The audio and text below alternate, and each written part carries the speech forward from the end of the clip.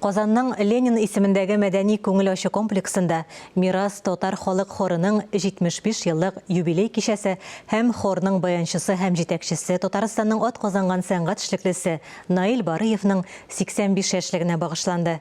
Әлеге тамаша безнең гомер дип аталды. Кичәне хәбәрчебез Фәннур Хәсәнов та күреп кайтты.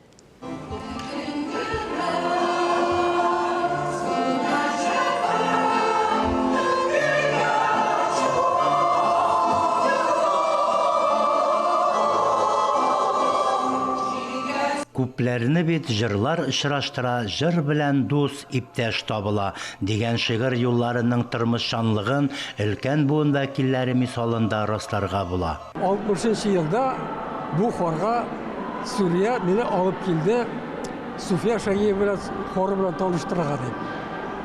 Мин аларны ошаттым, алар мине ошатты. Шуннан бирле калып, мин 1960 елдан бирле бу дәрестә хорда баянист булып эшләгән кеше.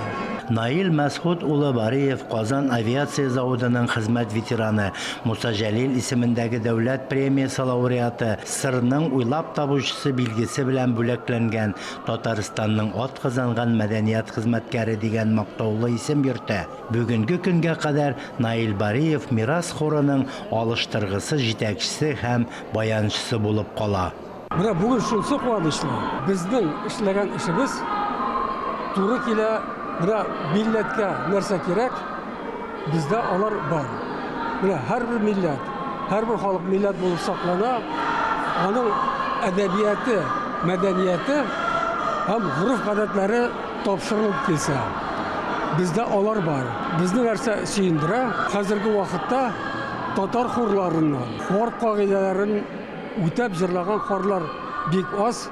Без Аллага шөкер аны саклый алдык.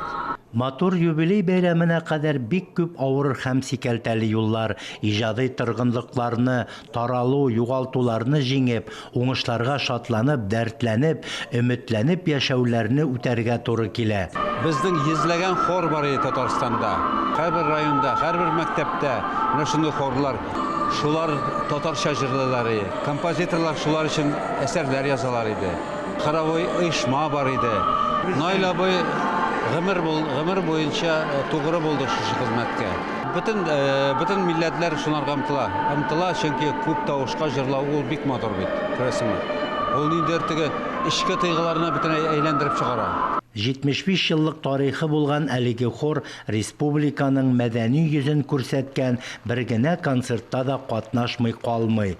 Татарстандагы хор коллективлары арасында иң беренче булып татар халык хоры исемен яулаган коллектив тирә-якта үрнәк саналып сәхнә тота.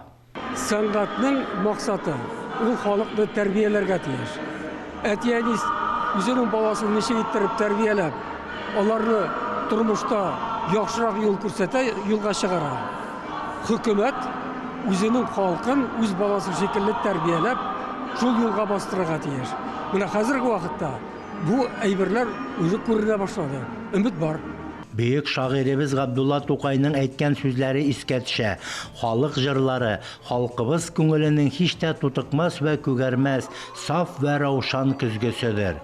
Мирас кебек хор төркемнәре, җыр, бию, музыка ансамбльләре халык күңелен, хәтерен, тарихын саклаучылардыр. Халкыбыз иҗатының бай хәзинәсен армый-талмый пропагандалый, милли сәнгатебезне саклау юлында бәрәкәтле һәм изге эш алып бара. Фәннур Хәсәнов, Александр Решоткин, Татарстан яңалыклары.